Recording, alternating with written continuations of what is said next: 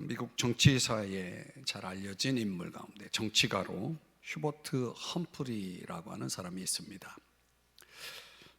그가 그 나라의 도덕성, 인간의 도덕성에 대해서 이야기하면서 인생을 시작하는 단계인 어린이들, 인생의 황혼기에 접어든 노인들, 그리고 인생의 어두운 그늘 속에 묻혀 있는 약자들을 어떻게 대하는지를 보면 알 수 있다. 무엇을요? 도덕성을. 그 사회가, 그 나라가, 그 개인이 지니고 있는 그 도덕성의 잣대를 어린이, 노인, 약자들을 어떻게 대하느냐로 평가할 수 있다. 이렇게 이야기를 했습니다. 우리가 이 신명기라고 하는 아주 중요한 모세오경의 5번째 성경을 들여다보면서 하나님이 구상하시고 하나님이 세우시고자 하는 하나님의 나라가 있습니다. 그 하나님의 나라의 아주 두드러진 특징 2가지를 요약한다면, 하나는 의가 있는 나라고, 2번째는 오늘 성경의 주제라고 할 수 있는 돌봄이 있는 나라다. 특별히 약자들의 돌봄이 있는 나라다. 이런 걸 이제 우리가 큰 의미 속에서는 사랑이라고 할 수 있겠죠. 의가 통치하고 사랑이 지배하는, 사랑이 덮고 있는 나라, 하나님이 꿈꾸고 있는, 구상하고 있는 하나님의 나라라 할 수 있겠습니다. 오늘 그런 차원에서 보면, 오늘 우리가 이런 하나님의 나라를 이루어 나가는 하나님의 백성으로서 우리는 그 약한 자를 긍휼히 여기시고 돌보아 주시는 하나님께 약한 자에 속한 우리 자신을 그분 앞에 깊이 내어 맡기고 그분의 돌봄 속에 우리의 인생을 내어 맡길 수 있다는 것이 얼마나 감사하고 은혜가 되는지요. 그러니까 우리 하나님께서는 약자의 편에 계신 분이기 때문에 우리가 약자라면 그분은 우리 편이 되어 주시는 겁니다. 우리 편이신 거죠. 그러니까 그분의 손에 기꺼이 우리를 맡기고 그분의 나라를 위해서 우리가 기꺼이 우리 자신을 드릴 수가 있게 되어지는 거죠. 동시에 우리가 하나님의 나라의 백성으로서 하나님의 돌봄을 입고 살아간다면, 약한 나에게 그분의 돌봄을 받고 살아간다면, 우리는 그 하나님 나라 속에 들어와 있는 나보다 더 약한 이들을 우리는 어떻게 해야 되겠습니까? 돌봐야 된다는 거죠. 내가 돌봄을 입은 것처럼 우리는 돌봄을 베푸는, 나누는 그런 손길을 가지고 살아가야 된다는 거죠.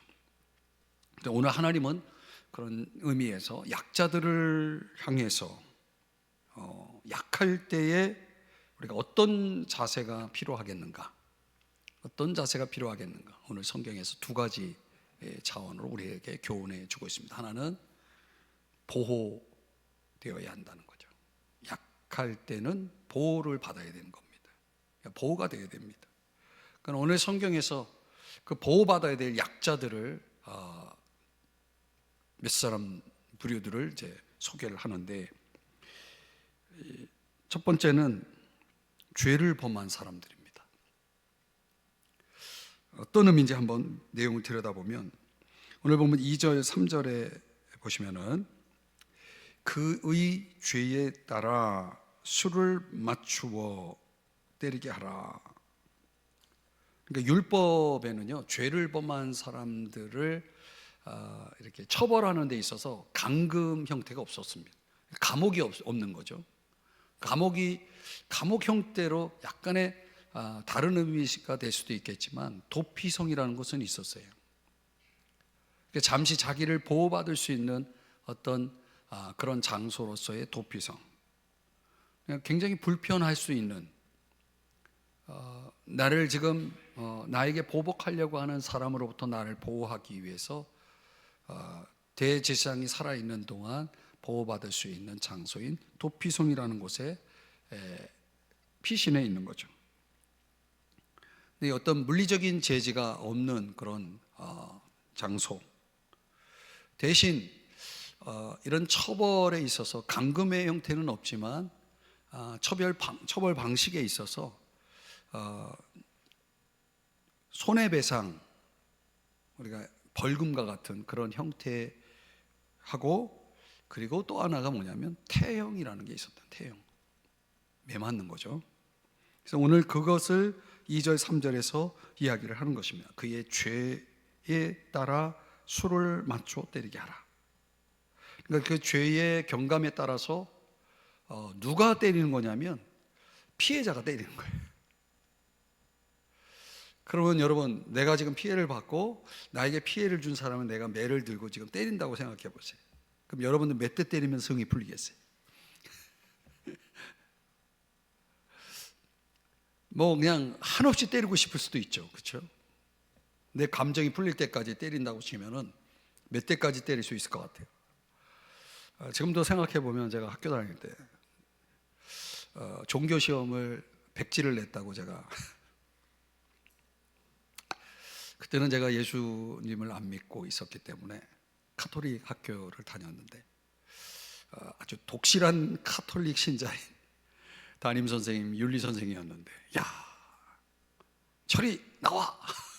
아주 그냥 학생들 앞에서 저를 아주 창피를 주고 엎드려 뻗쳐 해가지고 빠따를 엄청 맞았어요. 하여튼 제가 카운트를 하지는 않았지만 무지 맞았습니다. 그때 그 시험을 의도적으로 백지를 냈다 이거죠. 이거는 이 학교의 권위, 이 선생님의 권위를 완전히 무시한 거다.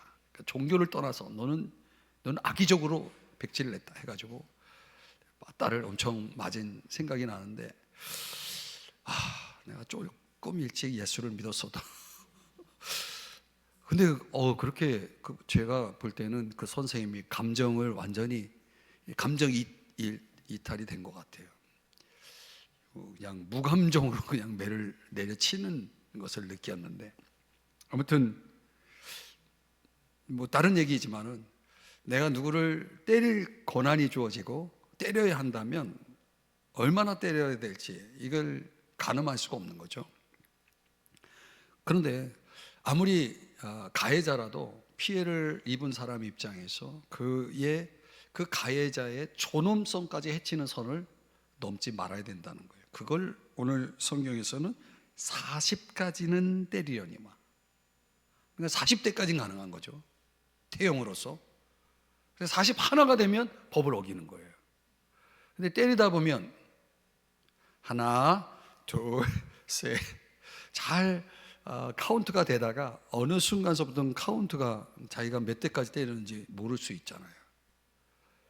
이런 차원에서 보면 굉장히 이 법은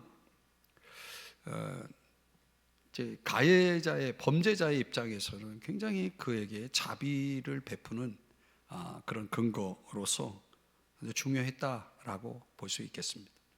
그러니까 하나님은 죄를 범한 사람조차도 보호받아야 된다라고 보는 거예요.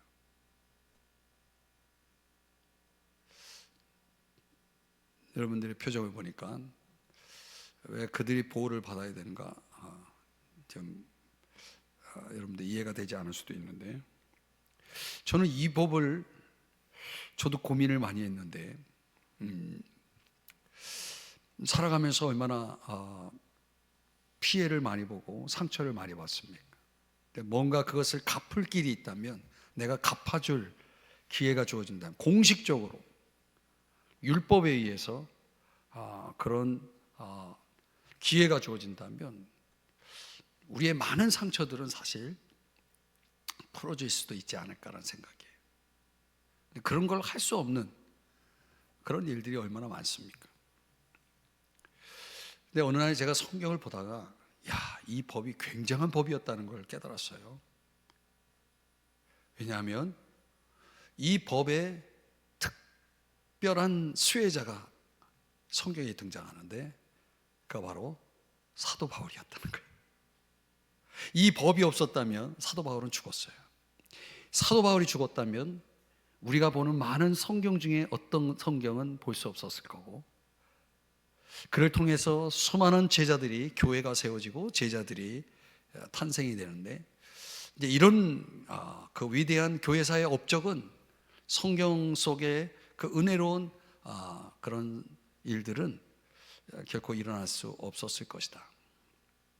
마치 하나님은 이 법을 훗날에 바울을 생각해서 만든 법처럼 그렇게까지 제가 오늘날 성경을 통해서 은혜를 받게 된 거예요. 야, 하나님은 나를 위해서 법도 만드시는 분이구나. 여러분, 우리가 범죄자의 입장에서 누군가에게 큰 피해를 주는 그런 자의 입장이라고 생각해 보면 이 법은 얼마나 중요한 법입니까? 이 법은 내가 살고 죽는 걸 결정하는 거예요. 죽을 때까지 때릴 수 있잖아요. 그걸 막아주시는 거예요. 내가 죽을 수 있는데 죽지 않을 수 있다. 이거 얼마나 좋은 법입니까? 아멘이십니까? 고린도후서 11장 24절에 바울은 이 법 때문에 5번 삽니다. 39대의 매를 5번이나 맞았습니다. 그러니까 하나님은 이 법으로 바울을 보호하신 거죠. 약자를 보호하시는 방법은요, 하나님이 여러 가지 방식을 쓰는데 이런 거죠. 여러분, 때때로 우리가 영적인 통찰력을 가지고 살아간다고 했을 때, 근데 우리 시야가 가려지면 그 너머에서 아파하는 사람들의 고통을 볼 수 없을 수 있다는 거죠. 반대로 우리가 어떤 영적 통찰력을 가지고 우리가 인생을 살아가다 보면 우리 눈으로 볼 수 있는 그런 선을 넘어서 남들이 볼 수 없는 것까지 보는, 그래서 남의 아픔을, 고통을 읽어낼 수 있는 그런 놀라운 통찰력을 가질 수 있어요. 그 삶을 도와줄 수가 있는 거죠. 그런데 오늘 본문 속에서 우리가 어떤 피해자로서 또는 가해자로서 이런 관계 속에 놓여졌을 때 뭔가 죄값을 치러야 될 사람과 거기에 상응한 피해자로서의 어떤 보상, 어떤 그런 차원에서 권리를 가졌을 때, 그때 많은 사람들은 자기 조절의 차원에서 그런 것들을 상실할 때가 많아요. 자기 조절 능력을 상실할 때가 많죠. 근데 오늘 본문 3절의 말씀에 가보면 여기 아주 중요한 부분을 언급하고 있어요. 그러니까 때리는 자는, 맞는 자가 형제라고 하는 사실을 결코 잊지 말아야 된다고 말씀하고 있죠. 뇌가 뇌 형제를 경히 여기는 것이 될까 하노라. 이게 참 엄청난 포인트입니다. 그러니까 죄를 다루되 우리가 그 죄인을 다루는 데 있어서 그가 형제라고 하는 사실을 잊지 말라는 거예요. 이거는 공의보다 더 큰 사랑이라고 하는 그런 관점에서 들여다보라는 거죠. 우리가 자녀들을 훈계하고 자녀들을 혼낼 때 이 상담학에서는 30분 이내에 해야 할 일들을 이야기합니다. 그 아이들이 어떤 잘못으로 인해서 야단을 맞았을 때 30분 이내에 다음과 같은 대처가 이루어지지 않으면 그의 정서 조절 능력, 그 뇌신경과 관련된 이런 정서 조절 능력에 상당한 데미지를 줄 수 있다. 문제가 생긴다는 거예요. 그래서 아이를 혼내주고 나서 30분 이내에 해줄 것, 첫째, 안아주기, 다독여주는 거죠. 안아주는 거예요. 두 번째, 내가 지나치게 화를 냈거나 혼을 냈다면 소리를 높였거나 어떤 상응한 체벌을 가했다라고 한다면 그것은 어떤 차원에서는 조금 선을 넘어서 이루어질 경우가 많죠. 그때 꼭 사과를 해야 된다는 거예요. 그 아이한테. 아빠가, 엄마가 잘못했다. 왜냐하면 그 마음에 상처가 남아 있을 수 있으니까. 그 감정적인 찌꺼기를 제거하는 데 있어서 꼭 필요한 게 사과를 해야 된다는 거예요. 내가 잘못했다. 그 세 번째가 뭐냐면 왜 야단을 쳤는지에 대한 이유를 설명하라는 거예요. 네 번째는 뭐냐면 엄마의 훈계를 들어줘서 고맙다라고 표현하라는 거예요. 다섯 번째가 뭐냐면 꼭 이 질문을 던지라는 거죠. 혹시 억울한 게 있는지 한번 얘기해 보라고. 그럼 아이는 저요! 그러면서 분명히 자기가 억울한 걸 얘기할 거예요. 그 얘기를 듣고 사랑한다고 말해주라는 거예요. 이게 이제 이 일반적으로 그 아동 상담, 심리 상담에 있어서 이런 좀 원칙들이 있다는 거죠. 결국 이 모든 것들이 어떤 체벌을 가하는데 어떤 그런 공의의 기준에서보다도 더 위에 있어야 될 사랑을 강조하는 거죠. 보호하는 거죠. 형제이기 때문에 그 사람을 보호할 수 있어야 된다. 그 사람은 지금 나로 인해서 어떤 체벌을 받아야 지금 한다라고 하는 이런 입장에서는 약자가 되는 거죠. 이제는 반대로 약자가 되니까 그런 차원에서 우리가 그를 보호해야 된다.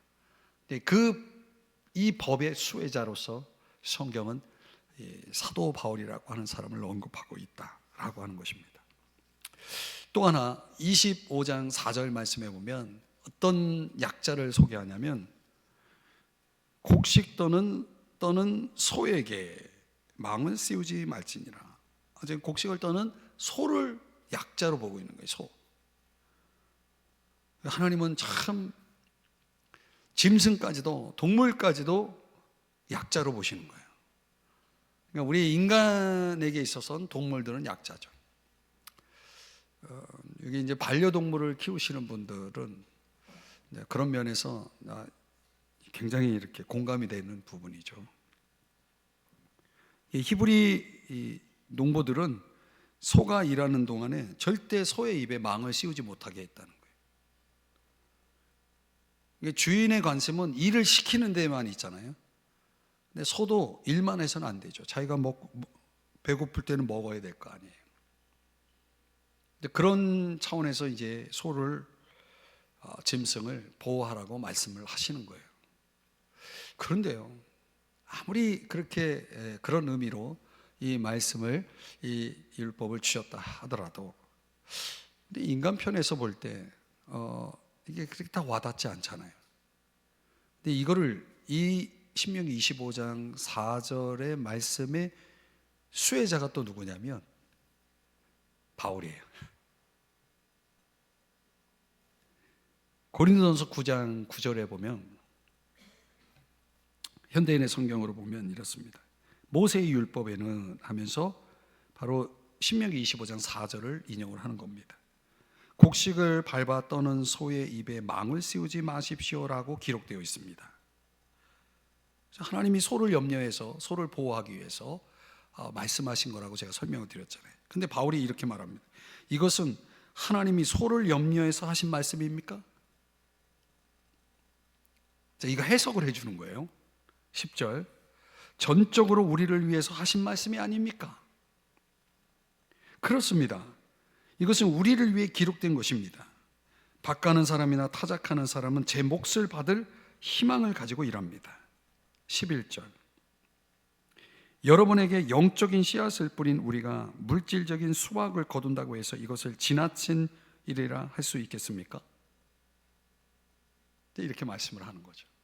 그러니까 신명기 25장 4절의 말씀을 단순하게 문자적으로 보면 짐승을 보호하는 것이라 보지만 바울은 그 율법을 어떻게 적용합니까? 복음 사역자들, 오늘날의 교회 사역자들에 대한 보호. 교회 사역자들은 어떤 사람들이라는 겁니까? 약자라는 거예요. 도움을 받아야 될, 도움을 받지 않으면 살아갈 수 없는 자들이죠. 그런 자들을 교회는 어떻게 하라는 겁니까? 보호하라는 거예요. 아멘이십니까? 보호를 받아야 될 사람들인 거죠. 또 5절 이하 10절에 보면은 세 번째 약자가 등장하는데, 그는 어떤 자냐면 남편이 어느 날 죽었어요. 그런데 그 자식, 그 가문을 이어갈 수 있는 아들이 없는 상태에서 남편이 죽었어요. 그래서 그 죽은 자의 형이나 아우가 그 미망인과 결혼하는 관습에 대해서 말씀하고 있어요. 오늘날의 윤리 속에서는 우리가 이런 건 해당이 안 되죠. 그러나 이 율법이 가지고 있는 정신을 한번 들여다 봐야 되는데, 25장 6절 말씀에 보면은 그 이름이 이스라엘 중에서 끊어지지 않게 할 것이니라 그랬어요. 만약 그 의무를 다하지 않을 때는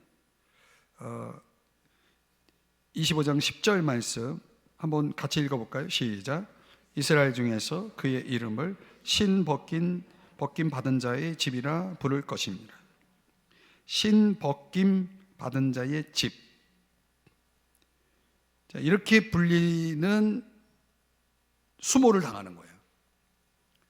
하나님이 미망인 그 약자 편에 이제 가문을 이어갈 자식, 아들이 없이 홀로 된 이 미망인을 보호하고 이 미망인의 그 가계를 보호하기 위해서 하나님이 그 약자를 위한 의무를 제정하신 것이 그 죽은 자의 형이나 아우, 그들에게 상속자 없는 가정을 보호하라고 명령을 내린 겁니다.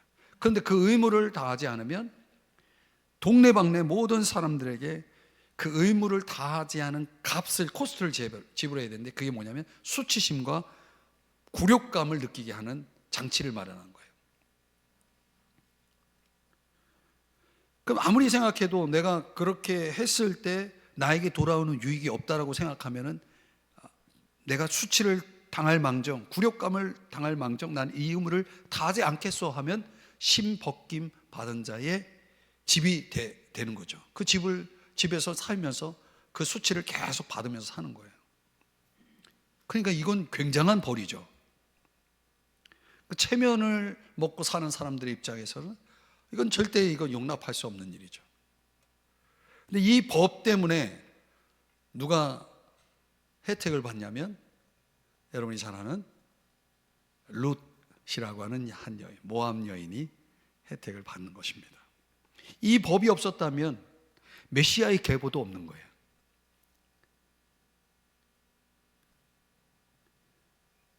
다윗의 할아버지 오벳이 이 가정에서 태어나지 않습니까? 참, 하나님은요 법을 만들어도 멀리 보시는 것 같아요.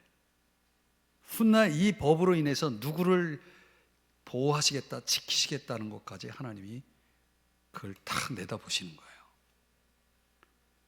사실상 룻을 위해서라기보다는 예수 그리스도의 탄생을 준비하신 거예요.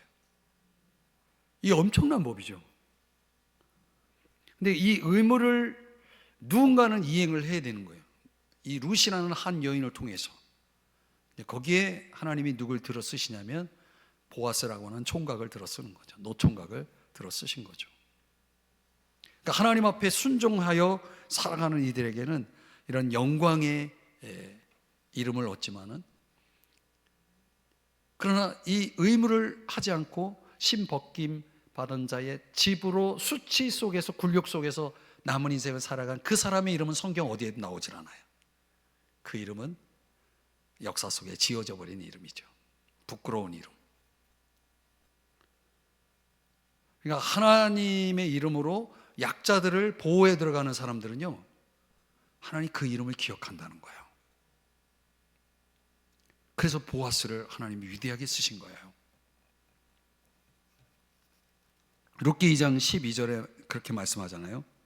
룻에 대해서 이스라엘 하나님 여호와께서 그대가 행한 대로 갚아주시기 원하며, 이건 누가 하는 얘기예요? 보아스가 그분의 보호를 받고자 온 그대에게 풍성한 상을 주시기 원하네.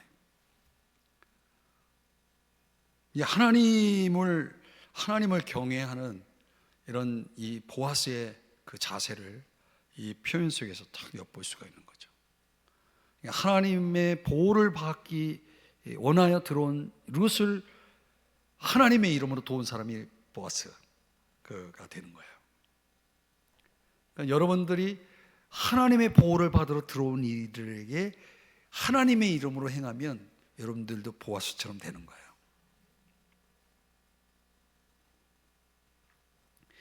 또 한 종류의 약자를 소개하는데 15절입니다.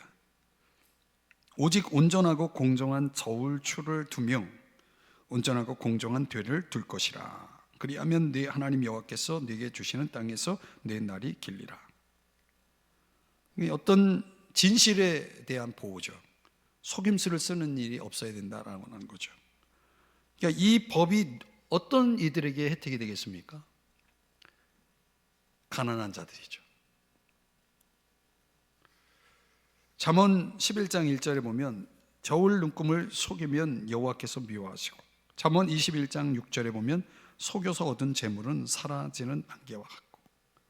그러니까 하나님이 그 가진 자들을, 경제적으로 지닌 자들을, 소유한 자들이 이렇게 자기의 경제 부를 늘려나가는 방식에 있어서 그들이 부정직할 수 있는 그런 가능성을 차단시키는 거죠. 자기 부를 위해서 다른 사람들을 속여서 손해를 보게 만드는 일은 이건 있을 수 없다라고 하는 것입니다. 정직에 대한 반응으로서 그것이 내가 정직하게 사는 데 있어서 그게 화로 느껴지는 사람이 있고 감사로 느껴지는 사람이 있는 거죠. 그 정직 앞에서 감사하다라고 생각하는 사람과 정직 앞에서 이건 화다라고 생각하는 사람들. 하나님이 그 기준을 놓고 어떤 사람은 미워하시고 어떤 사람은 기뻐하신다는 거예요. 오늘 네 종류의 이 약자들을 주님이 딱 소개를 하면서 이게 신약 성경으로 넘어와서 이렇게 하나님은 바울을, 복음을 위해서 죄인된 바울을 보호하시고 바울과 함께 복음을 위해서 전적으로 하나님 앞에 헌신한 사역자들을 보호하게 하시고, 이렇게 저와 여러분이 사순절 예수 그리스도의 그 십자가의 고난을 묵상하고 그분의 부활을 통해서 저와 여러분의 구원이 완성돼 우리 구주 예수님 그 구세주를 보호하기 위해서, 구세주를 탄생시키기 위해서, 우리에게 보내주시기 위해서 하나님이 한 여인 미망인을 보호하는 법을 제정하시고, 오늘 지금도 없는 자들, 가난한 자들을 하나님은 지금도 보호하고 계신다라고 하는 사실이에요. 오늘 우리가 하나님의 나라의 백성으로서 살아감에 있어서 저와 여러분이 보여줘야 될 자세가 뭡니까? 바로 그런 약자들을 잘 보호하고 돌보라는 거죠. 두 번째로 이제 우리가 약자를 향해서 가져야 될 자세는 보호하는 것만 아니라 배려해야 된다라고 하는 것입니다. 이것도 제가 성경 공부하면서 예를 좀 들었는데 17절 말씀에 보면은 한번 읽어볼까요? 시작. 너희는 애굽에서 나오는 길에 아말렉이 내게 행한 일을 기억하라. 계속이요. 시작. 곧 그들이 너를 길에서 만나 내가 피곤할 때에 내 뒤에 떨어진 약한 자들을 쳤고. 그러니까 이 아말렉이라고 하는 이 사례는 약하고 의지할 데 없는 사람들, 하나님이 돌보시고 또 하나님의 돌보심과 같은 돌보심을 받아야 될 그 대상된 자들을 아주 잔인하게 공격한 족속이죠. 그들의 그 야만성, 무자비함을 이제 고발하고 거기에 대해서 그 약하고 피곤해 있는, 지쳐 있는 자들을 잔인하게 공격한 이 아말렉, 그들을 예를 들면서 우리가 약자들에게 그렇게 대해서는 안 된다는 거예요. 그걸 가르쳐 주는 거죠. 그러니까 이스라엘 백성들이 애굽의 땅에서 기적적으로 탈출하고 나서 광야를 여행하는 중에 만난 아말렉 족속, 그들이 기습적으로 공격해 와서 뒤에 처진 자들을, 지쳐 있는 자들을 그들이 공격을 하지 않습니까? 그러니까 하나님의 초자연적인 간섭이 없었다면 모세가 손을 들어서, 출애굽기 17장 11절에 말씀하는 것처럼 모세가 손을 들어서 기도할 때 아론과 홀이 옆에서 받쳐주고 이 기도의 전술을 통해서, 전략을 통해서 이기게 하심으로 그 아말렉 족속과의 전투를 승리로 거둘 수 있게 하셨죠. 그러나 하나님은 그 아말렉의 행위를 결코 잊지 않고 그들에게 이제 선언을 하는데, 그 전에 18절에 이어지는 내용을 보면 그 무자비한 이들의 영적인 특징을 설명하는 겁니다. 이 아말렉의 특징이 뭐냐면 하나님을 두려워하지 않는다는 거예요. 좀 어려운 용어로 하면 하나님을 경외하는 거죠. 그러니까 하나님을 두려워하지 않는 사람들의 특징이 뭐냐면 무자비입니다. 비인간하. 인간이 인간답지 않을 때는 그 속에는 뭐가 없냐면 하나님을 두려워하지 않는 거예요. 하나님을 두려워하는 것이 없는 거예요.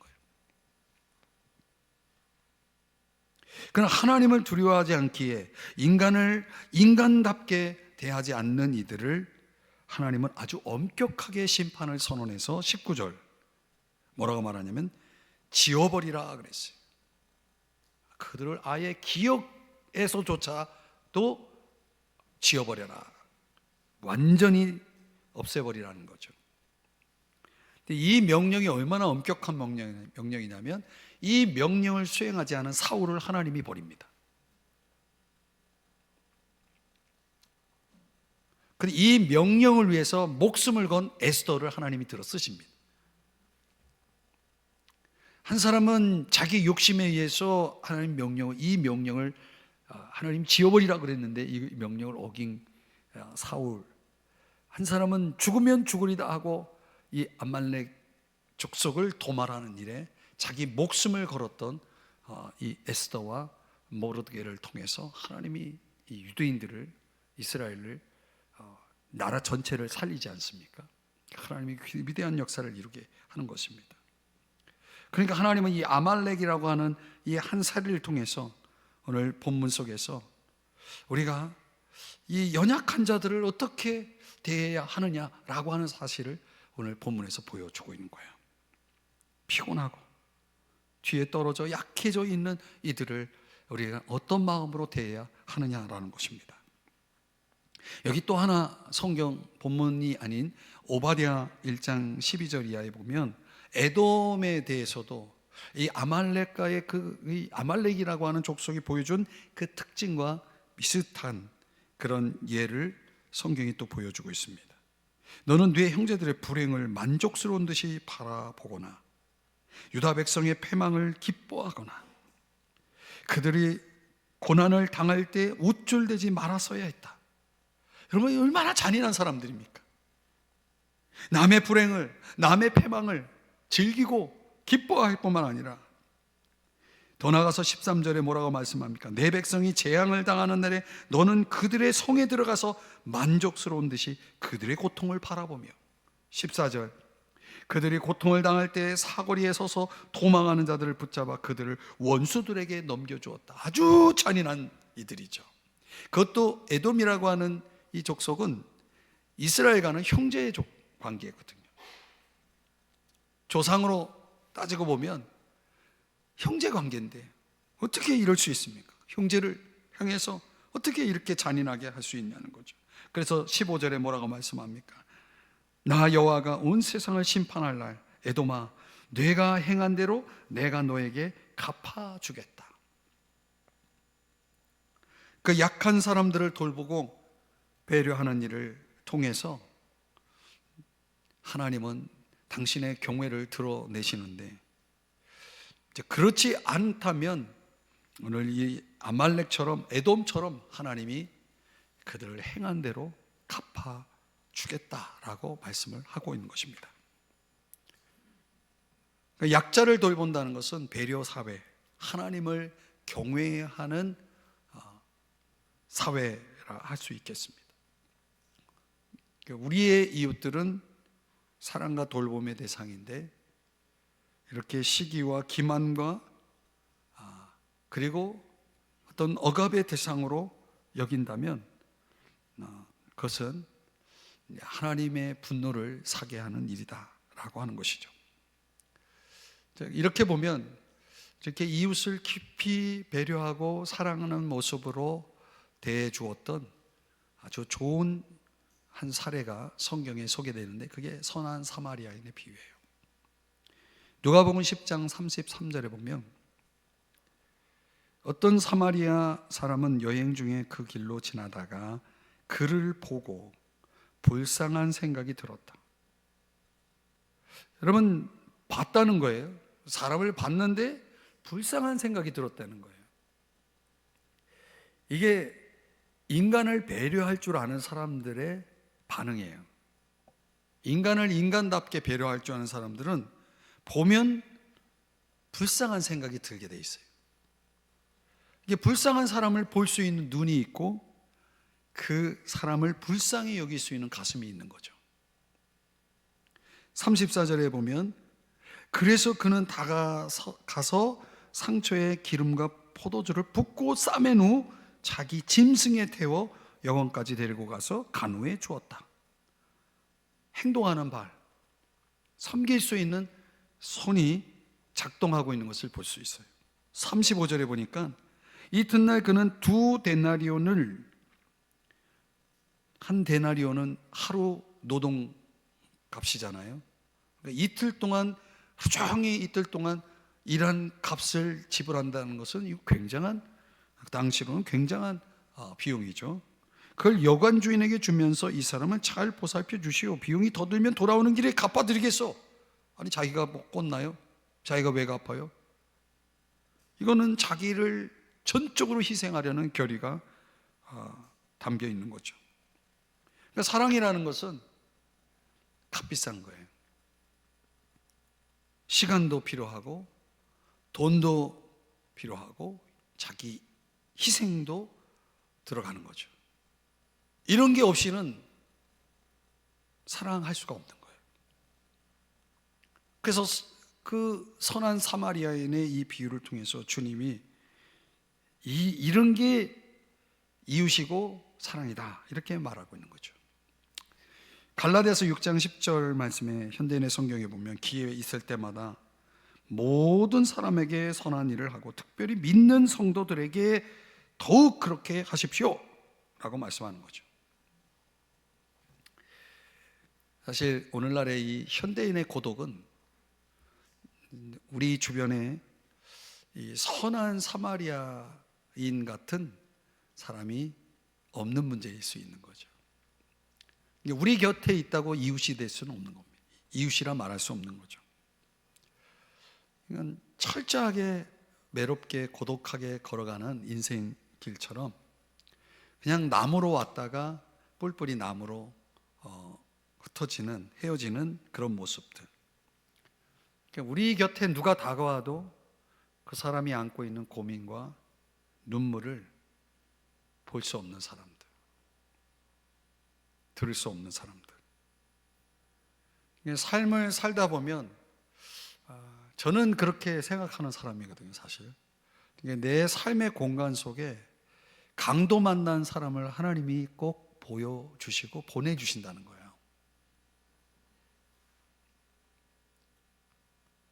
근데 우리 신앙생활의 일상의 이 과정 속에 레위인도 많고 제사장도 많은데 선한 사마리아는 아주 드문 거죠. 거의 없다고도 할 수 있죠. 이 강도 만난 사람들, 그냥 상처 입고 눈물 흘리고 있는 사람들, 마음 아파하고 있는 사람들이 내 눈에 보여지지 않는 거죠. 내 귀에 들리지 않는 거죠. 이게 참 슬픈 겁니다. 이 신명기 25장을 통해서 우리가 지금의 그런 현실 세계를 보고 내 가슴을 치면서 나에게 이런 약자를 향한 주님의 마음이 없는 것에 대해서 하나님 앞에 통회하는 진정한 기독교인들이 필요한 거죠.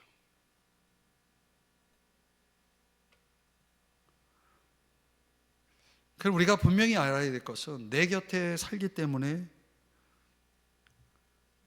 혹 한 교회에 출석하고 있기 때문에 이웃이 아닌 거죠.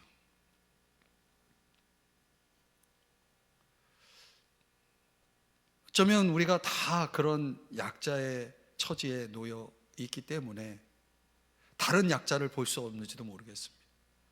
내가 너무 아프니까, 내가 너무 힘드니까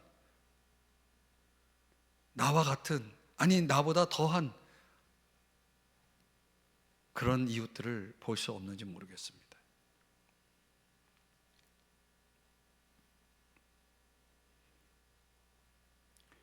우리가 정말 그런 상처와 눈물과 고독과 아픔을 어루만져주고 싸매줄 수 있는 그런 이웃이 되는 노력들이 그런 정말 처절한 몸부림과 기도와 회개와 변화와 마음염과 그리고 희생을 각오하고 현실 속에서 손을 내밀 수 있는, 발로 뛸 수 있는 그런 선한 사마리아인이 되고자 하는 그런 변화의 모습들이 있을 때만이 우리 주님이 꿈꾸는, 기대하는 하나님의 나라가 우리의 삶 속에서 이루어질 수 있는 겁니다. 귀를 열어주시기 바랍니다. 눈을 열어보시기 바랍니다. 시편 28편 7절, 여호와는 나의 힘과 나의 방패이시니 내 마음이 그를 의지하여 도움을 얻었도다. 그렇습니다. 우리 주님은 약한 우리의 돕는 자가 되어주신다고 그랬잖아요. 우리는 그분을 충분히 의지하고 신뢰할 수 있는 그런 혜택 속에서, 은혜 속에서 살고 있는 자들이죠. 그분의 보호 아래서 살고 있는 자들이죠. 이제는 우리가 그 도움 입음을, 그 은혜 입음을 가지고 저와 여러분이 어떻게 살아야 되겠습니까? 오늘의 결론, 약한 자들을 향해서 이제는 내가 주님의 손과 발이 되어 내밀 수 있어야 되는 거죠. 달려갈 수 있어야 되는 거죠. 근데 약한 자들을 우리가, 물론 나도 약한 자이지만 그래도 내가 약한 자들 같은 입장에서 공감하면서 그들을 보호하고 그들을 배려해 줄 수 있는 그런 마음의 변화들이 우리들에게 있었으면 좋겠습니다. 기도하겠습니다. 하나님 아버지,